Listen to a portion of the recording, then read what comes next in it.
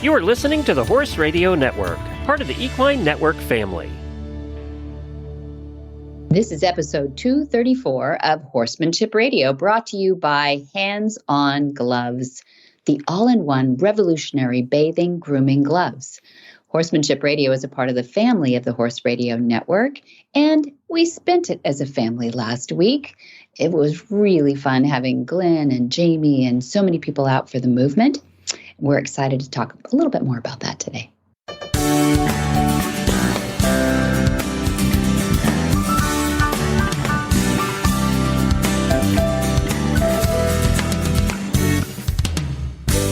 This is Debbie Laux, and you're listening to the Horsemanship Radio. Thanks for joining us. Horsemanship Radio airs on the 1st of the 15th of the month, and I have my producer, Jen, with me today. Hi, Jen. Yay! Have you recovered from the movement yet? That is quite a weekend you guys put on. I'm pulling the sheets over my head and sleeping for a week. No, we did. We had so much fun. It was exhilarating. It was really fun. And it was just so much fun having Glenn and Jamie here. Thank you for letting us borrow Glenn. Yes, you got to borrow Glenn for a few days, but I'm glad he's home. I bet. It's time to mow the lawn. Time to mow the lawn. Yes, yeah. Exactly. He said it's just gorgeous out there because you guys have had so much rain that everything's in bloom and it's all beautiful and velvet green. It's just, it's been a long time. I hardly remember California. And we've had generations of poppies this year, not just poppies come, poppies go. It was the next round and the next round. And the California poppies are just gorgeous all over the farm. And and our mountain trail looks a little greener too. That's right. Yeah. Well, not only had it just been installed when I was there last year, you were still in your drought phase. So everything was looking a little bit crispy. Oh, it was crispy brown. The only thing that I've learned, though, is that with all the green comes the weeds and the grass and, the Bermuda pops up and things like that. And it is now considered the 23rd obstacle when we're out there. If you can keep your horses. If you can keep your horse from trying to graze. Well, I'm sure there are horses at your farm that have never witnessed real green grass. Yeah, the drought's been going on that long. You know what? Yeah, we've had them not understand what rain is out here when it started raining this last year. Yeah, it is pretty cool. But I mean, it's a great way now that we've been training to get to the squirting water box that Mark Bolander designed. It's torture for horses. Yeah.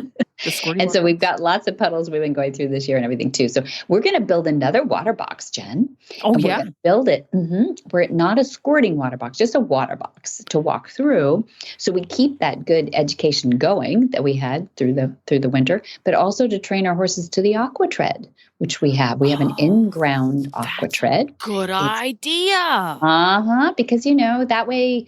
And it's only about 15 feet away from the beginning of the aqua, where the entry of the aqua tread. And so, we're going to take them in and out, probably bring old Mojo, old bachelor Mojo out there if we really need a little extra support and lead him through first. And he's not that old. He just acts it, actually. He's an old soul. Yes. He's an old soul and quiet. So, then we're going to use that as part of our training now, too, now that I've learned how to make water boxes from Mark Bolander. Pretty cool. Cool. Yay. So the movement, once again, was a success. Now, will people be able to watch video of the movement if they go in and tell me about that, how that works again? Right. Every year we have filmed everything, right? And it's such a great education. And anytime Dad works with a horse, I try to get it filmed anyway and professionally if possible, if not a phone.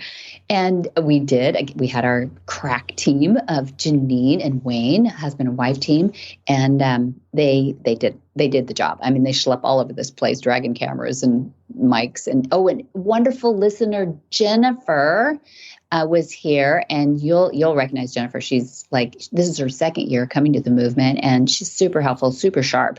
And they had the crack team together because Jennifer made sure that they had everything they needed and they got to the next spot. So she was like right hand and left hand person. And so they, then what we do is we edit it all down. Now that takes a little time, so be patient with us, but we edit it all down and put it up on Vimeo. And then it's on the website, MontyRoberts.com, and it's under the Vimeo section. So I think it's $10. So if anybody didn't make it to the movement, it's a lot more fun in person because how are you going to hear Jared Rogerson really, if you don't? That concert was really fun. But they can go to the website and look at Vimeo for the 2023 in just a few months. But we've got all all the other ones up there already too. And they can. So if you've never attended one of the movements and you're kind of curious, you can always hop in there and for a very reasonable sum. Nowadays, that's a large coffee at Starbucks. And if you've got bad weather coming, if you're feeling under the weather, if you have in-laws staying and you want to hide in your room, those are all good reasons to go to MontyRoberts.com and watch the movement. I have to watch the movie. It's my homework assignment. It's educational. This is for science. That's right. Well, speaking of science, yay!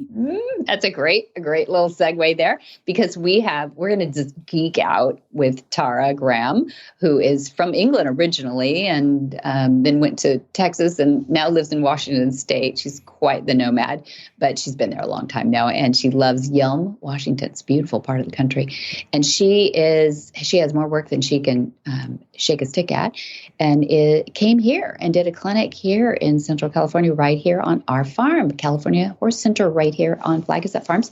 And she has some things to say about not only bits, Jen, but also bridles, that we may be doing some things wrong there on some nerves. So also we have Sharon Jantzen, who is an ambassador for horses all over the Central Coast. She's just one of those women who've been into horses her whole life, but she doesn't just sit on her own horse and sit on her own laurels.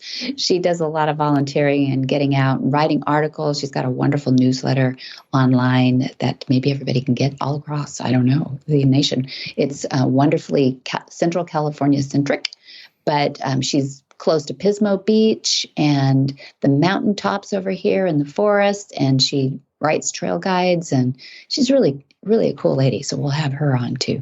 There we go. And we're going to get to our first guest, Tara, right after we hear from our title sponsor, HandsOnGloves, the Mustang favorite at the California Horse Center on Flagstaff Farm. Hi, I'm Monty Roberts.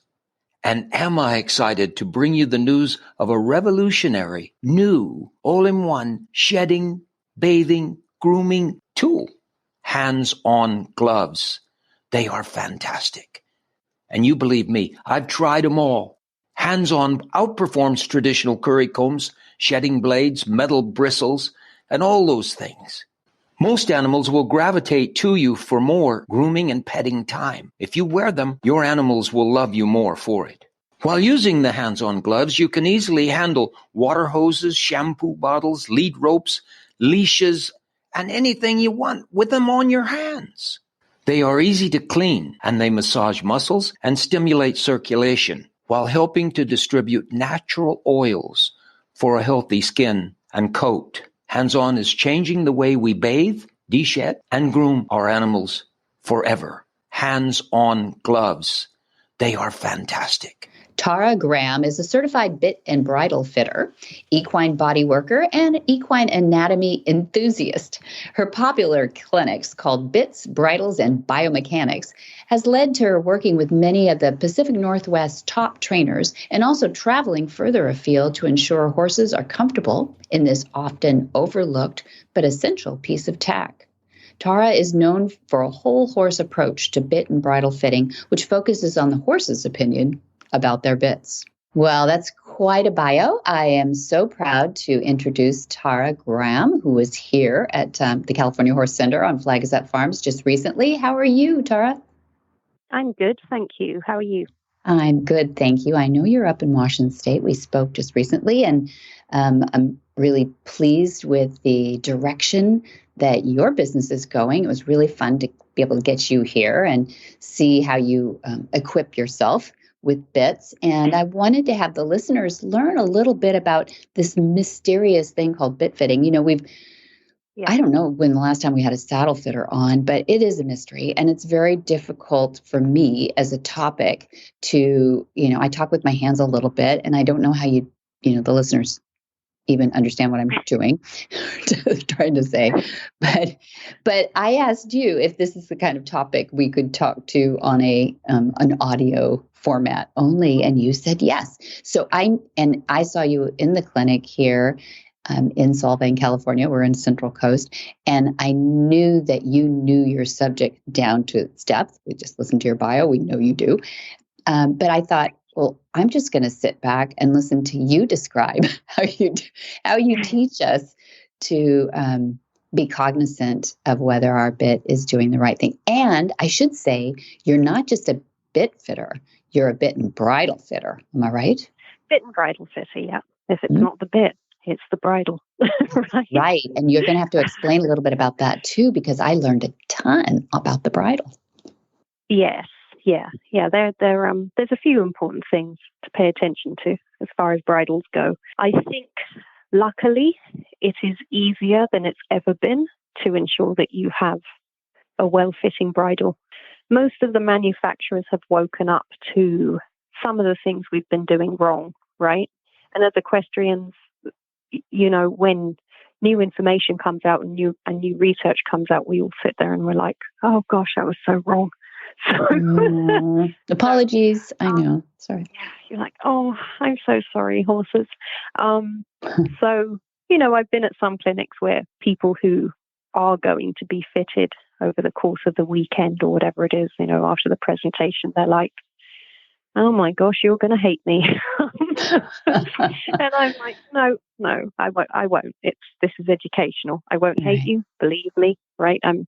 That's not my approach at all. No, you're very sweet. And we plead ignorance. We don't know these things. That's why you're on. Yeah, exactly. So touching briefly on bridle fitting, the things I look for when I'm assessing somebody's bridle as part of a bit and bridle fitting, I don't like to see attachment buckles for cheek pieces. You have two cheek pieces typically in a snaffle bridle, the one that holds the noseband and you have the one that secures the bit. Mm-hmm. I don't like seeing either of those buckles on a horse's TMJ, the temporomandibular joint, which is the bony structure that is just under the ear, by the side of the forehead. The reason for that is because those are really, really important to a horse. They affect their balance, they affect their proprioception, as they do in us as well. They affect a human's balance and proprioception. Anybody who has ever had an issue with one of their TMJs will tell you that. It changes your world, right? Yeah. So I always look for that, first of all. So that's one thing that I'll... So in short, then, if there's a buckle that's sitting right on that, just above the eye, around to the side, just below the ear, if it's sitting right on there, it's hitting a nerve? Is that what's going on? It is basically, that is a nerve nexus in the TMJ. But the TMJ being a joint as well, as its impact on balance and proprioception for the horse, it being a joint, it can develop arthritis, right? So not only the nerves and the effect that has on the rest of the horse's body, but also the fact that long term, if you develop osteoarthritis in that joint, then you're down the path of having to get that addressed by a vet. And some vets now do inject them with corticosteroids, the same way that they will with other joints. Mm-hmm. But prevention's better than cure with horses, right? Yeah. Right. It always has been. So we all know about that. Mm-hmm. So you're better off just moving those buckles, replacing your cheek straps if you need to, in order to have your buckles further down the face than the TMJ to where they're well clear. And manufacturers have woken up to this now. Yeah. Most of your big name manufacturers, you can just go on their website and take a look, and you can order shorter cheek pieces. And if you can't, you can, find that through a Google search. There are many bridle manufacturers that are now providing shorter cheek pieces. So probably one of the simplest, cheapest things that you can fix on a bridle. For many of us that have been around horses for most of our lives, we're likely to even have other bridles that are no longer in use, to where we can just take those cheek straps off and put them on our current bridle. Great idea. Yep. So quick, easy fix. And so that's one of the things that I look for and advise people to address. The other thing that I'll look for as well, which is not so common, is assessing how tight a brow band is. There are some brow bands out there that are on that horse's face a little too tight. There's not a standard way to assess whether your brow band is too tight. Typically, when I'm at a fitting, I'll just place a couple of fingers underneath the area where it attaches to the crown piece, and see if the color's leaving my fingertips, right? If it is, then that brow band's too tight. Sometimes, especially in the winter months, if a horse is unbridled and put back into its halter, you can see a little indent in the fur from a brow band. Okay. Don't forget that when the winter woolies are in, that's going to be more noticeable. But the likelihood is, if it's there during the time when the horse has its winter woolies all over its face, the likelihood is, if you're seeing that indent, it is too tight, generally. Brow bands, again, cheap and easy to replace, right?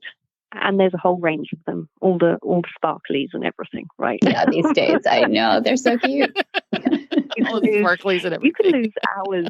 Yeah, you can lose hours of your life hunting for a new brow band online. Hours. I've been there. Yeah. My mare has quite the collection. So, if that's one of the things I do address, though, when I'm looking for bridal fit.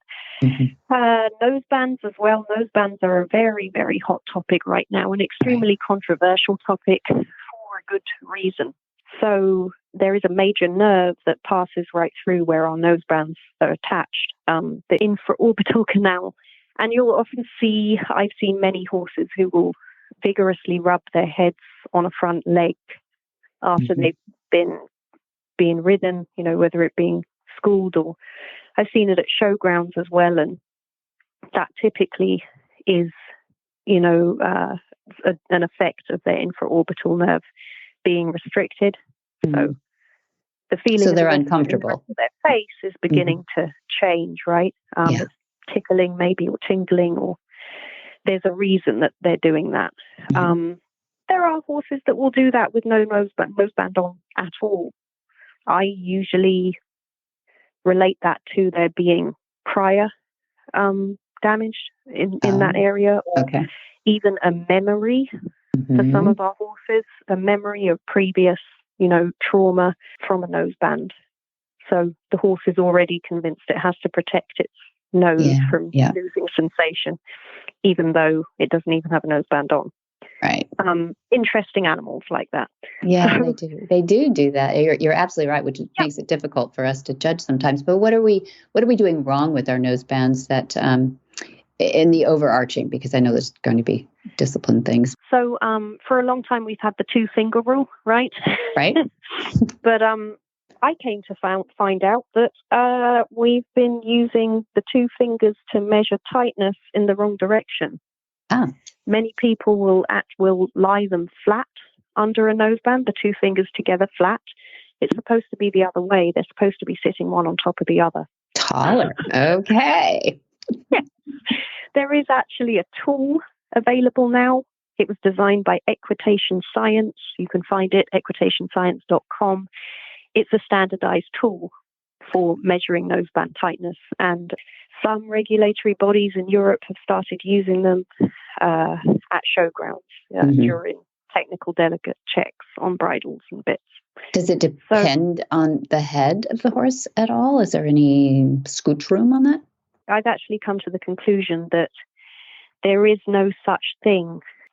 Some of the sizes for bridles, it's extremely rare, in fact, for a horse to fit into the category of horse size, cob size, pony size, large, warm blood, extra large. Some of them would be a horse size on their forehead and a cob size on their noseband. There we are. And I got one of those. A warm blood size. You have a cob. Yes. Cob nose. Yeah. Yes. I always joke with owners that their horse is a little bit wonky. Wonky. It's okay. Yeah, that's a great word. Their face is a bit wonky, but it's okay. So some of them are just, the majority of them, in fact, are just different sizes in different areas. Yeah. Right? Mm-hmm. So that's one of the reasons why bridal fitting is just as much as a minefield as bit fitting. But again, there are manufacturers where you can actually design your own bridle and you can order parts, take measurements and order parts and things to literally tailor make The a a la bridle. carte bridle system. That Yeah. came about The a when la shopping carte bridle. carts became more advanced. Oh, okay. Before Right, that, could right. not do. Yeah. Yeah. Well, I think this is maybe where I should drop this in to say that, you know, the equestrian world has progressed so much, I'd say, in the last 50 years or so in treatment of horses and everything else. So I asked Tara, you know, how do we know that we're arriving yet at a more comfortable place? And she said, no, we're making a movement toward better fitting of bits. We're still, you know, exploring the best ways to do everything. So that's what I want to drop in here right now, saying before anybody, you know, says, it's not sciencey enough yet. Right. We understand. I always think that what I do is somewhere between an exact science and tailor fitting for the individual horse. Mm-hmm. Does that make sense? It does. Mm-hmm. You would hope that out there right now there are hard and fast rules for which bit to choose. Mm-hmm. The reality is that's not the case. Sure. You know? Yeah. I can think of a good few times where the horses have humbled me, as horses love to do, right? And, you know, I'm approaching my kit for the first trial bit, and I'm like, oh, yeah, I've got this down. Like, you know, I know about the horse's mouth. I know this is going to be comfortable for them. It's going to give the rider the action that they want. And I select that bit. The rider tries it. The horse hates it. And whose opinion is it? Does not agree with me, right? The horse is like, lady, we just met. You think you know me? Okay. Yeah. You don't know. So it's the horse's opinion, though. It's not the owner's opinion. It's the horse's opinion. Okay. Right. 100%. Yeah. Good. And I think, you know, you were mentioning how do we know that we're making progress? Well, there's a way now where we do actually get to hold space for the horse's opinion, right? I'll fit some horses and I'll find the best fit on maybe bit 1. I found it before on bit 2. Some of them I won't find it until bit 4, 5.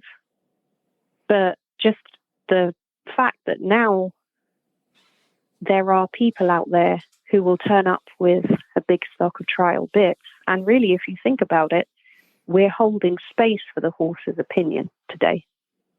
Right? They get to tell us and give us feedback about what they think. Obviously, I also have to consider what the rider thinks.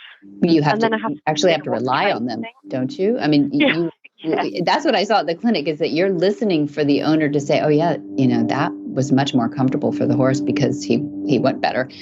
And you even say in all the things that I'd read about you that you've refined over the years your feel for tension in areas of the horse's head. What does feel in the horse's head feel like in your hands? So it can be different depending on the horse, right? Okay. Some horses will again give you immediate feedback about that. I've met horses that will not, under any circumstances, let me put a hand on their TMJs. They will not do it. Okay. I've met 1 or 2 that tried to take me out with a front leg. When I started getting close, I'm like, oh, okay, yep. Mm-hmm. Never stepped out of a pair of cross ties as quick as I just did then. And I've met others who the eyes become droopy and, you know, the head lowers and things like that. And I've met others that will stand there and do full-blown releases, yawning and sighing and things like that. And so it really depends on the horse. Mm-hmm. And there are some areas where you can feel for tension as well, which is mainly their chin groove, their jawline, along their neck, their pectoral muscles. All of that is affected by how they're moving in their bit because of the way that they are set up anatomically, from their hyoid apparatus being connected to their sternum, being connected actually through fascia to their entire body. That was interesting. Yeah, that was really interesting how you went from the hyoid bone, which is way down at the end of the mouth, all the way through across the butt And it's basically a fascia that is that network that's tied that all together. Is that right? Yeah. Large fascial chain. Yeah. You have I think probably the most significant one is the superficial ventral line. That's probably the most significant one, how it connects to the pelvis and then down the back leg. But the hyoid apparatus is connected to a whole lot of things. So describe for listeners where the hyoid is. It's a cluster of bones, I think you taught me, and how that makes a difference. Yeah. Yeah. So it's way up inside their mandibles. It's inside their jaw bones. Okay. And it is way, way up there. It's basically there to help a horse eat, right? And it's there to help them mobilize their jaw to eat effectively. We have a hyoid. Dogs, the majority of mammals, have hyoids. So for the horse, though, their hyoid is attached to their tongue by the tiniest little bone, right? Which is always bizarre to me if you think of the size and the strength of a horse's tongue. Yeah. That tiny bone on the end of the hyoid apparatus, the lingual process. So it is surrounded by muscle fibers, ligaments, and then you have two major muscles that run down the horse's neck and into the sternum, the sternothyroideus, the sternohyoideus. You have the omohyoideus, which is connected to subscapular fascia. And then you have a smaller muscle, the occipitohyoid, which is attached to the neutral ligament, which eventually is attached just in front of the withers. So when you really sit there and think about it and look at the way that these muscles are attached, and then consider the huge fascial chains that run through the rest of their body and where they are attached, it's not surprising that horses can feel so different in different bits. And during fittings, I do communicate a hell of a lot with the rider. After a while, also your eye becomes more trained on how the horse is moving. So a lot of the time, after I was at Flag is Up, I then went down towards LA for a day there with a trainer, April Atwell, and one of her students who was helping during the fittings. My rule is if people come to the presentation, great. If you want to stay after the presentation and ask questions, you better come and help me. Good. You got a lot of bits to wash. I know. Yeah. You're welcome to ask questions, but you're going to have to become pit crew. So hold horses, help change out bits, things like that. You'll actually pick up a lot being pit crew, let me tell you. Anyway, so she asked me at one point, the first fitting, one of April's students asked me, "Can I ask you, what are you looking at right now?" And I said to her, you'll notice if you look at my eyes, I'm not always looking at the horse's mouth. I'm looking at the front legs, I'm looking at the back legs, I'm looking at the shape that horse is making, the frame that they're moving in. Okay. It's not all just to do with the mouth. It's wonderful when you find a bit that immediately provides a quieter mouth, right? Because we need that for the show ring. But it's equally to me wonderful when I see a horse become more free in their shoulder, when I see them actually start to engage some of those beautiful paces that they were bred for, right? I'm like, oh, we've got it. Sometimes you'll see the tail kind of arched in a nicer position, not so clamped in. And it's very interesting, things like that. And sometimes you notice that the horse's entire energy has changed. And you're like, that's it. We found it. We got the one. Right? Yeah. Right. The rider's like, wow. Yeah. Wow. Right. Yeah. You've got it when the rider and the horse are in harmony. So there's some changes going on. I know that FEI, you had mentioned FEI and USEF rule changes have happened on bits. What is a body like the FEI or the USEF?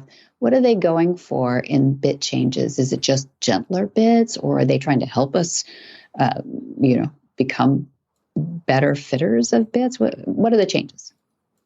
I think a lot of the rule changes have been down to research, right? One of the more recent ones that happened at the end of last year was, for example, the French link. And previous to that, the Dr. Bristol got banned a while before that. And then the French link was also banned 1st of December last year. That whole subject was actually brought about by people starting to x-ray bits in horses' mouths, believe it or not. Okay, yeah. Bits in different positions, bits under different rein pressure. And they realized that actually a French link, which we grew up being told was a kind bit, right.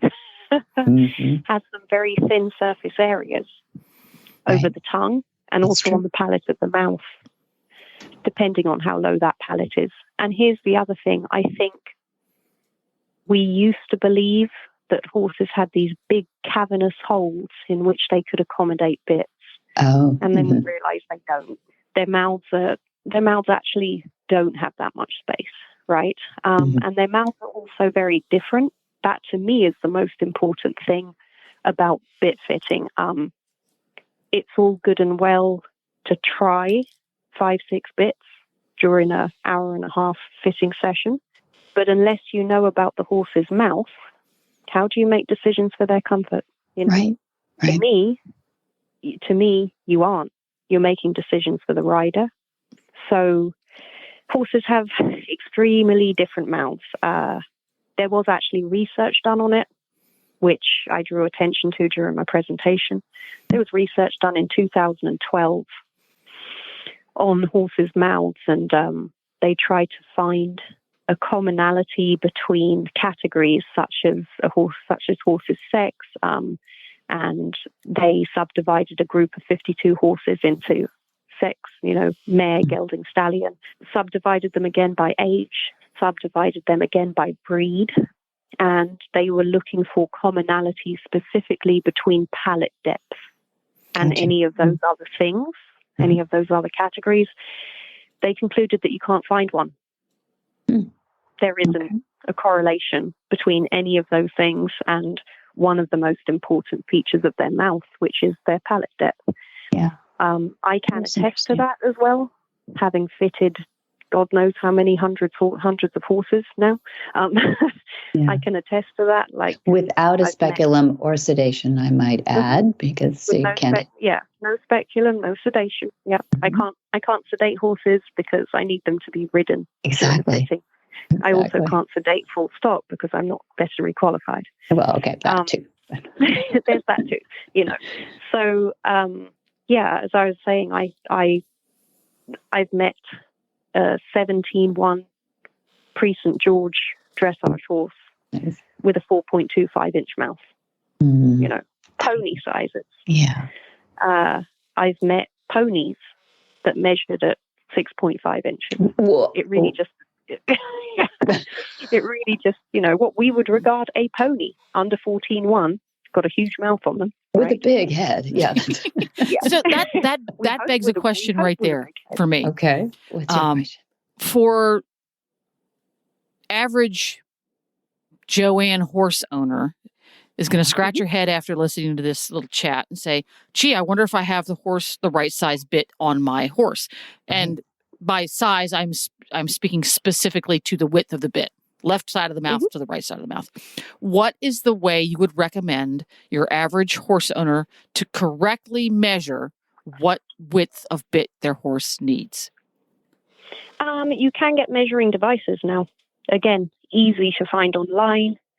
Many of the barns that I've worked at during clinics or fittings, they either have one already or they get one after I've been there.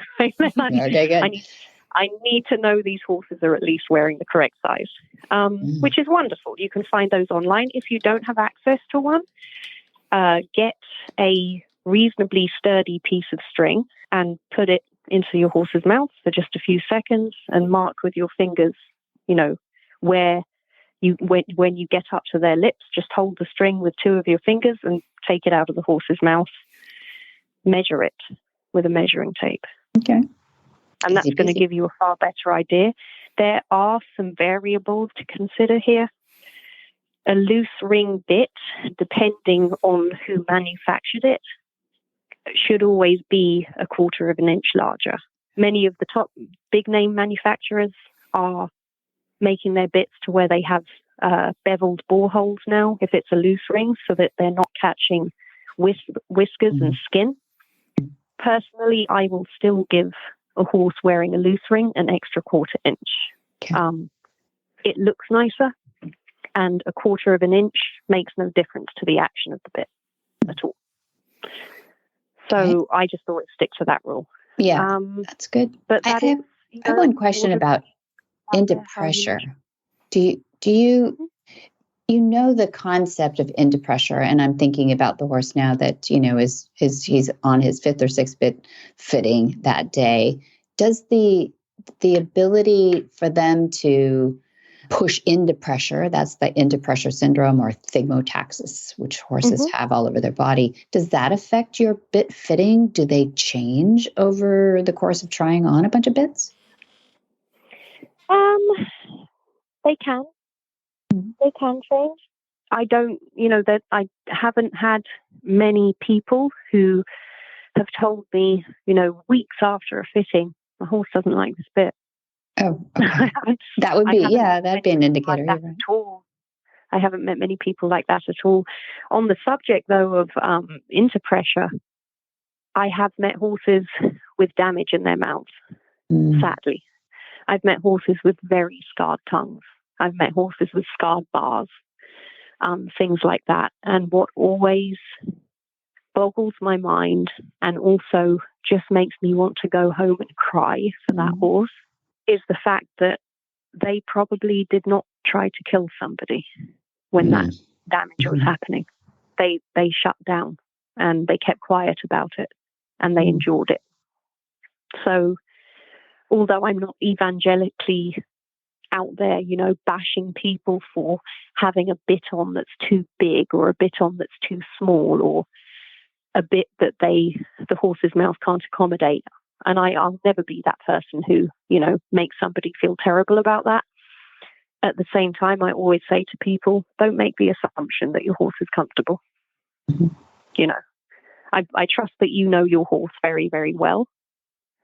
But the kinds of horses that I've met that have some of that damage, I know that they didn't have a big explosive reaction because generally horses like that don't make it into the kinds of homes that I fit for.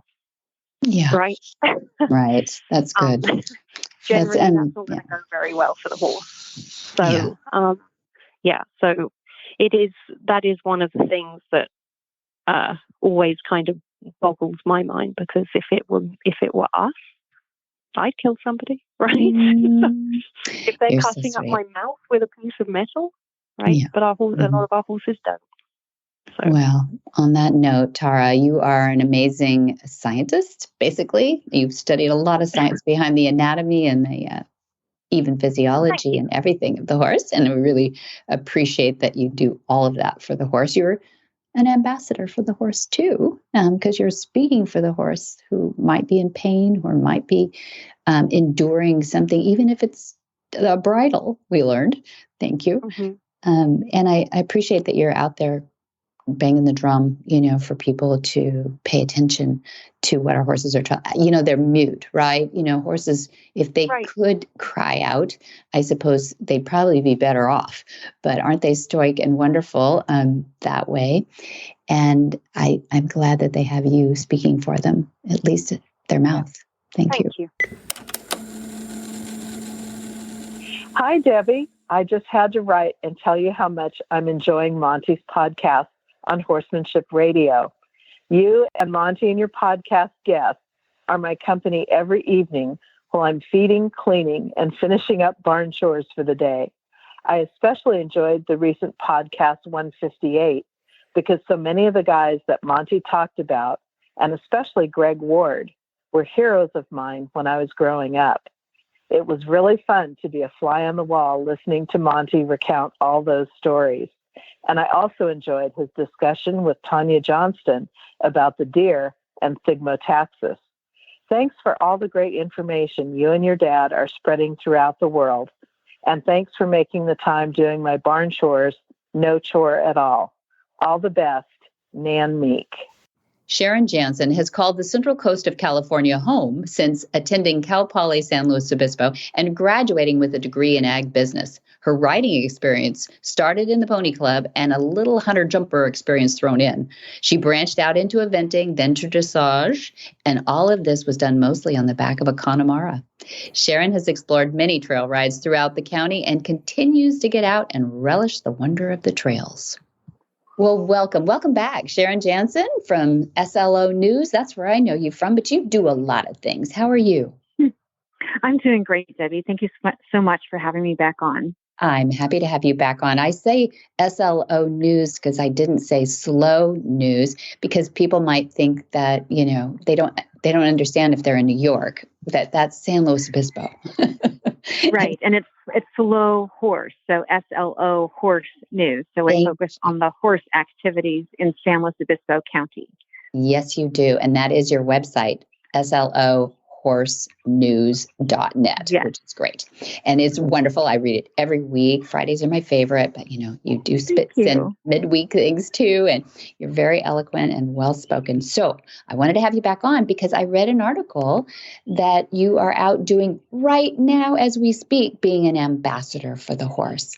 And I thought, I loved what you said in the article. I would love for you to repeat for all our listeners out there who might not get to see that article.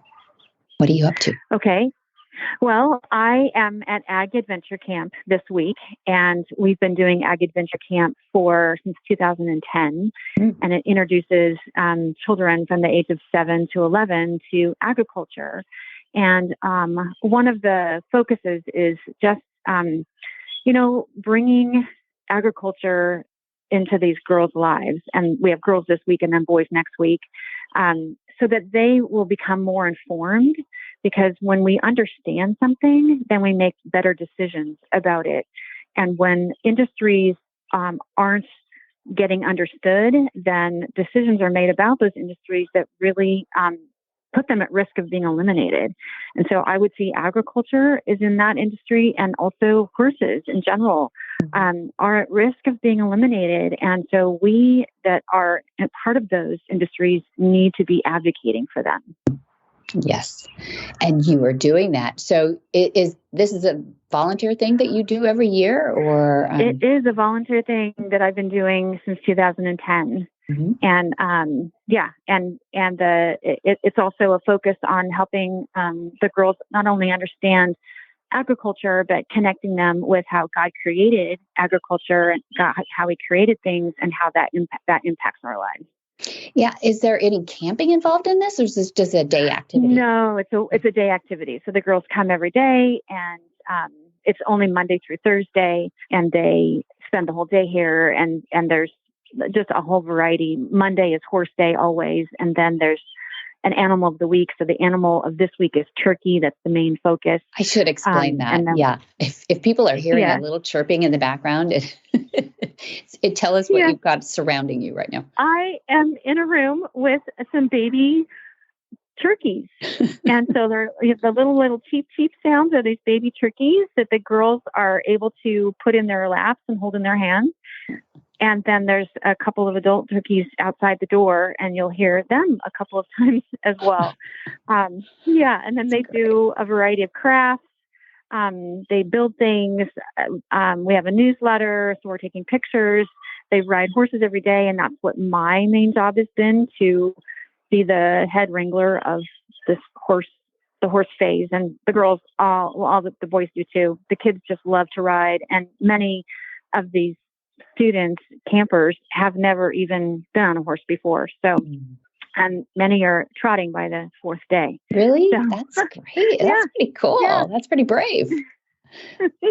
I love that. So do you ever lose anybody come off the side slowly? I have had in all these years, I've had 2 come off. One because my wrangler, we have called hoops, and she came up towards the horse's face with the hula hoop, and the horse kind of did a little spin. And so the rider came off. And then I had a had a leader. So the leaders are all teenagers. I had a leader come off too, in sort of a situation where just too much energy was being done at once, and he came off. But other than that, that's pretty encouraging, Sharon. I think. Right? Yeah. No, I mean, I'm thinking anybody listening to this thinking, oh, I'd never do it. How could I get involved? I'd kill somebody or something. No, you won't. You'll be fine. Just volunteer. Right. Yeah. Right. So encourage that mom who thinks, my kids do that, but how can I expand that into our community? Because I think it's great for the community. Yes. Yes. And we have a plan, and, it's mainly done at the walk. And, so anyways, we have a whole routine we've worked out, and that's what has kept us, the horses sane and the kids sane. So, yeah. Well, that's great. And Sharon is quite the writer, listeners. She has been, over the years, you've written trail guides and published them and everything too. I bought one. They're wonderful for all the Central Coast, well, not all of Central Coast, but it's definitely San Luis Obispo County, but quite a bit of area around here for trails. You've got mountaintops and you've got beach rides on there, which is pretty cool that it takes in all that area for you too. And do you see these, now that it's been 10 years, do you see some of these kids growing up and staying with horses at all? I know that we have lit the fire under several girls. Okay. Who have continued on and through the exposure at our camp have continued on and progressed their riding. So yeah, we've been a spark in their lives. And in fact, one young lady was afraid to get on the first day, and then she did get on the second day, and then and did great. And then it was the second year when she returned. I tell you, she was a horse trainer. She was just fabulous. Wow. She has that, the feel that she had, the feel and the understanding. And some of her horses are kind of done with being ridden by all these kids, and so they get dull. And she was able to make this one horse go and turn, and it was just great. So yeah, but she continued on. Yay. Good job. Okay. So see, Ambassador, you are doing your job. You're getting more of them out there too. I couldn't have you on without talking a little bit about Whisper and some of the things that you do in your life with horses too. I started looking up about Connemara's, and then I remember you said Whisper had some Connemara. Is she full? She's full. Full. Okay, yep. So I found out that the Connemara ponies in Ireland are the only horse breed native to Ireland, and they've got that work ethic from. I think they're actually maybe a little bit of a crossbreed between the Spanish. I mean, this goes back 400 years or something. Now, Spanish horse conquistadors kind of came across or whatever, and then the Scandinavian horses. So you've got that work ethic in a horse, but really super friendly personalities too. Yeah. Yeah, they're wonderful. And so she does everything for you. Yeah, she does. So I got her when she was 2. She was a gift to me from a Connemara breeder who said that I needed to have a Connemara in my life again. I have been part of the West Coast Connemara show. My mom actually launched that back in the 1979 was our first West Coast Connemara show. I was riding our ponies in it in 1980 and beyond. And then I had a Connemara when I was in college. And then I had a half-bred when I was pregnant with my second child when we got the half-bred, that I took her through 3rd level dressage. And then I've still been, we go to every West Coast Connemara show. My kids have all helped. And this Connemara breeder decided that I needed to have one. So she gave me Whisper as a 2-year-old. And so I have been bringing her along. She's now 5. And my main focus is dressage with her. And then I have a dear friend, her name is Emily Robertson, who also has a Connemara half-bred and is a fan of the breed. And long story short, she's my jumping rider. And so my pony will jump, but my jumping days, I think, are way behind me. Oh, stop. Don't. I did jump about a month ago. I jumped when my daughter was watching, and Emily was there, of course. They were just little crossbars, but I hadn't done it for 22 years. I hadn't jumped for 22 years. Yeah. And I, I started when I was in high school and college, and I did combined training. I went up through preliminary level on a 14 freehand Connemara. And I did jump Katie, my half bred, a little bit, but then I was, a new mom, and I decided that a new mom didn't need to be jumping. And so that was 22 years ago. And then I rode my dream, right, my up and coming pony, who just was fabulous. And I jumped several fences. They were just little crossbars, but good. I was holding my breath. I thought you might have a terrible story in there, but no, you did good. No. Okay, it was great. I was screaming. I'm like, oh my gosh, I'm jumping. Good for you. Good for you. There's hope for us, Sharon. Thank you. Yes. Well, I love the fact that you do not let grass grow under your feet. You've done everything from mounted archery to the little bit of jumping recently too. But, right, the trails too. You're a trail girl too. And you've had every kind of breed, I think, too. So it's always fun to have you on and see what you're up to. You inspire us, and I'm lucky. I think I'm lucky to know you, and also all those girls are so lucky to have you this week. Oh, thank you, Sharon. All right, we will see you soon down the road. You are just down the road from us, and let's stay in touch. Okay, thank you, Debbie. Whisper the language of the herd. Listen, you don't have to say a word. It's time for Jamie Jennings to fetch an email from Monty Roberts' inbox and share a morsel of Monty's wisdom in a little segment we like to call Ask Monty. Leave this world a better place and learn the magic in the language of the herd. What is foal imprinting? Monty's answer. Imprinting is the act of introducing a young horse to the human at the time of birth. There is a window of opportunity at this time which is open fully for only about an hour after the foal is born. This is the optimal time for imprinting. This is not to say that you cannot imprint after that hour, but it is not as effective. You should maintain good husbandry practices recommended for foaling, and imprinting should commence only when you are entirely comfortable that the foal is being born under normal circumstances and that your actions are not interfering in any way with the mare's bonding with the foal.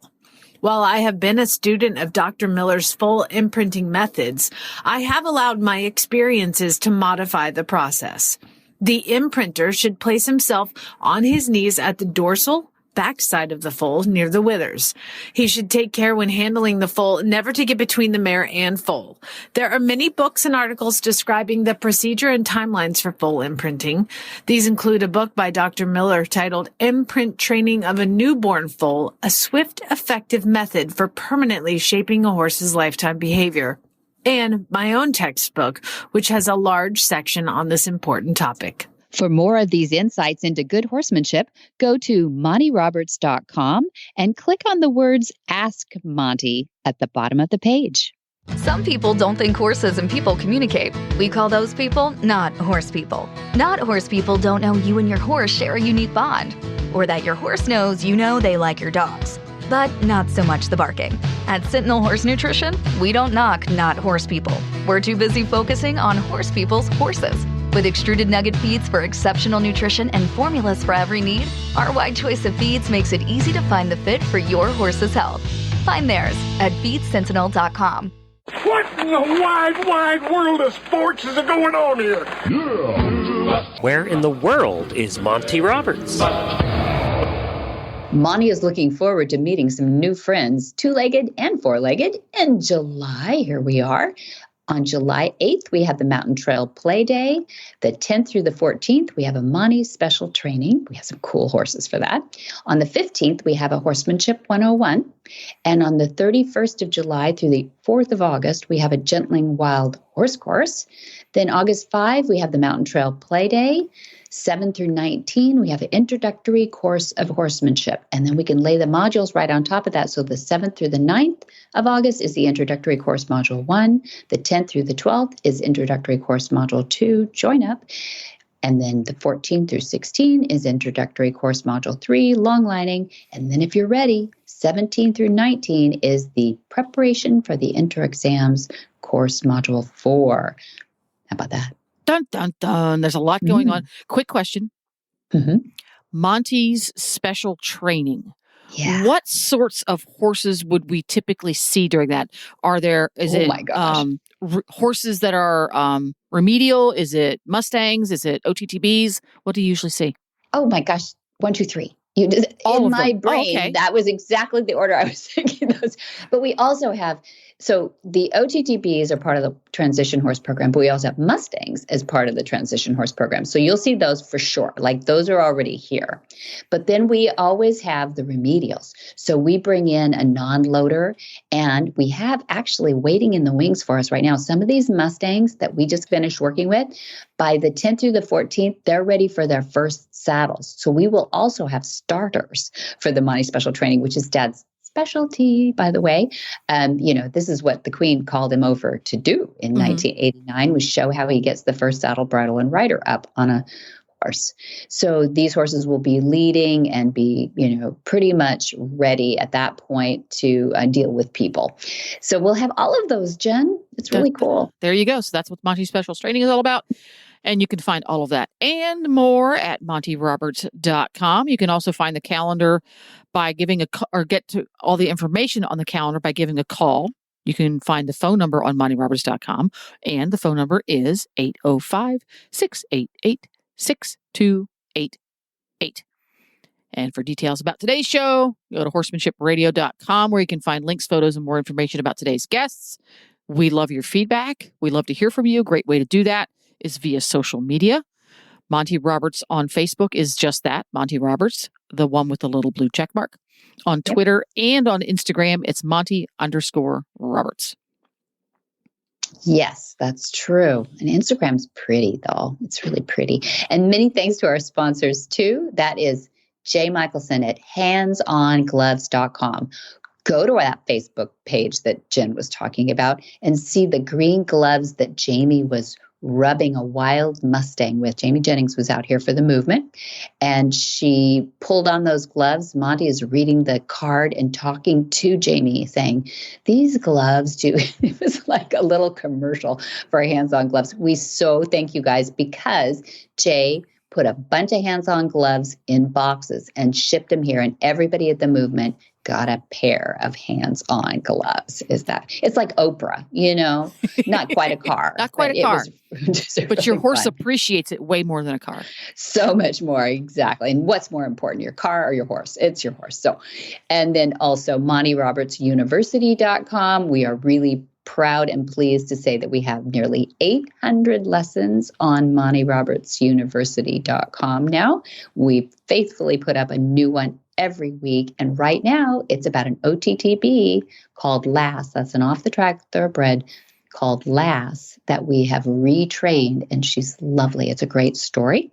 Be sure to visit all the other great shows on the Horse Radio Network at www.horseradionetwork.com. And until next time, have many happy horse hours.